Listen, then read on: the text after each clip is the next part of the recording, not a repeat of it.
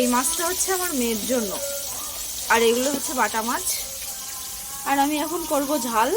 আদা বাটা, গোলমরিচ, জিরে, শুকনো লঙ্কা বাটা, এটা হচ্ছে পেঁয়াজ বাটা, আর এই যে রসুন বাটবো, এখনো বাটিনি।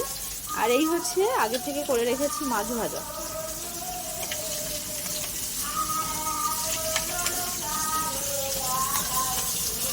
আবার মেয়ে বাটা মাছ খেতে পারে না, তার জন্য হচ্ছে ওর জন্য একটা রুই মাছ ভাজা।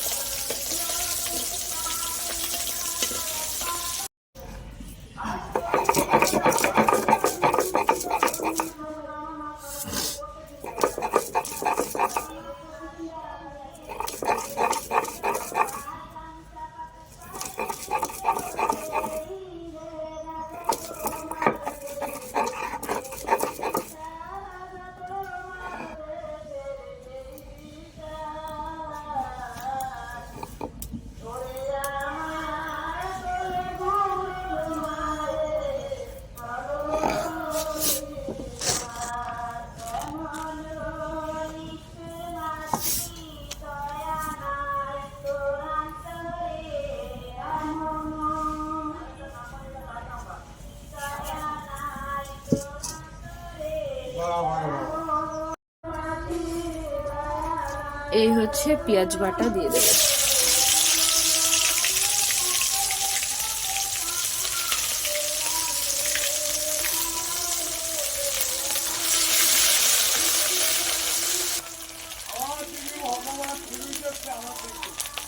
এই হচ্ছে রসুন বাটা।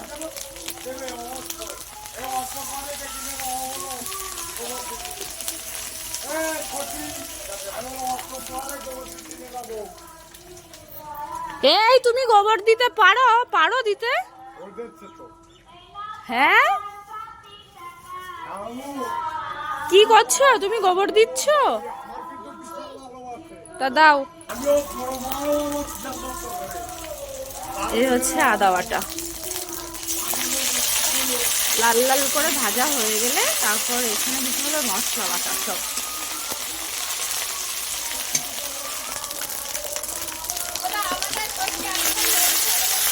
এই হচ্ছে জিরে বাটা। এবার এটাকে অনেকক্ষণ ধরে নাড়তে থাকবো যতক্ষণ না এর একটা গন্ধ চলে আসবে আর তেল বেরিয়ে আসবে। দেখুন তেল আস্তে আস্তে বেরিয়ে আসবে। এবার এটাতে দিয়ে দেব হলুদ, এটাতেই দিয়ে দেব স্বাদ মতো লবণ।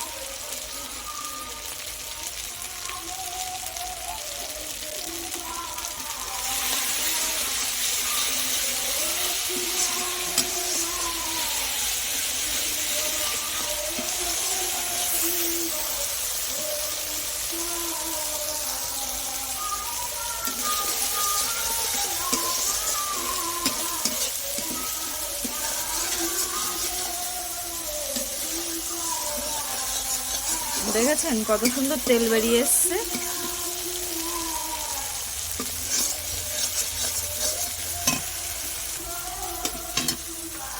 এবার আগে থেকে করে রাখা গরম জল দিয়ে দেব।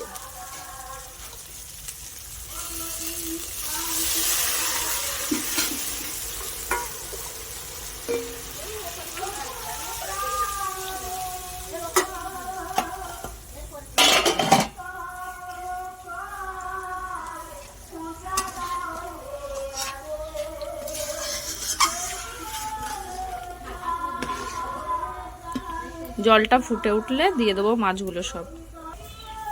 দেখেছেন জলটা ফুটে উঠেছে, এবার আস্তে আস্তে সব মাছগুলো দিয়ে দেবো।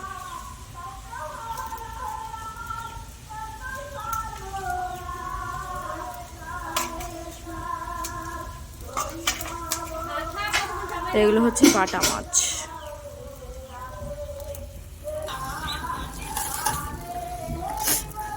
এবার হচ্ছে ভাজার পালা। তো আমি মিটুলি আর এই দানাওয়ালা ছিম ভাজবো, একটু আলু দেব। এগুলো কালকেই আমি পেরেছিলাম গাছ থেকে।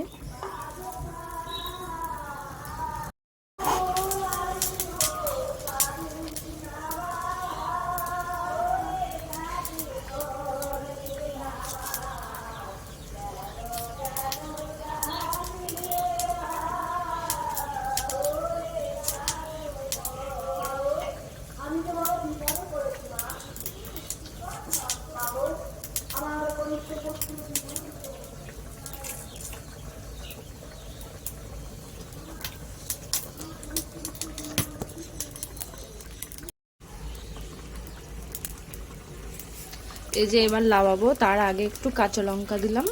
আমার কাঁচা লঙ্কার ফ্লেভারটা আমাদের বাড়ির সবাই পছন্দ করে।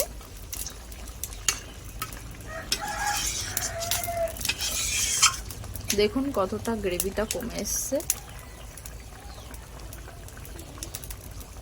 আর এই গ্রেভিটা ঘন হয়ে এসছে। আর একটু ফুটিয়ে নিয়ে লাগিয়ে দেবো। তারপর লাগানোর পর এটা এখন আমি বাটবো, বেটে ওটাতে দিয়ে দেবো।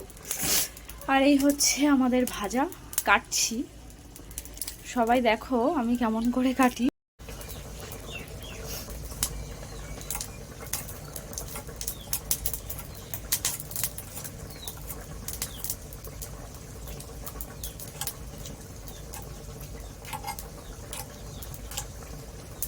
কে কে ছিম খেতে পছন্দ করে?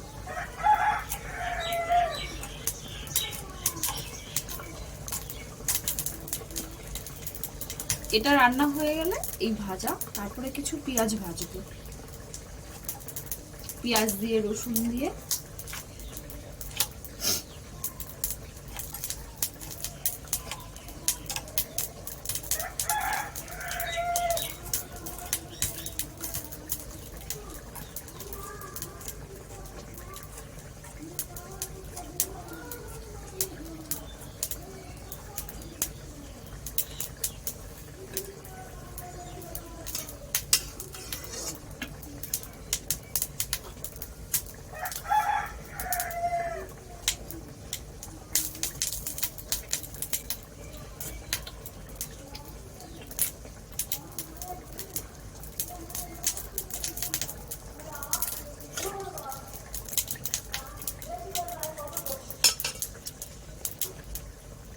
একটুখানি লবণ দেওয়া লাগবে।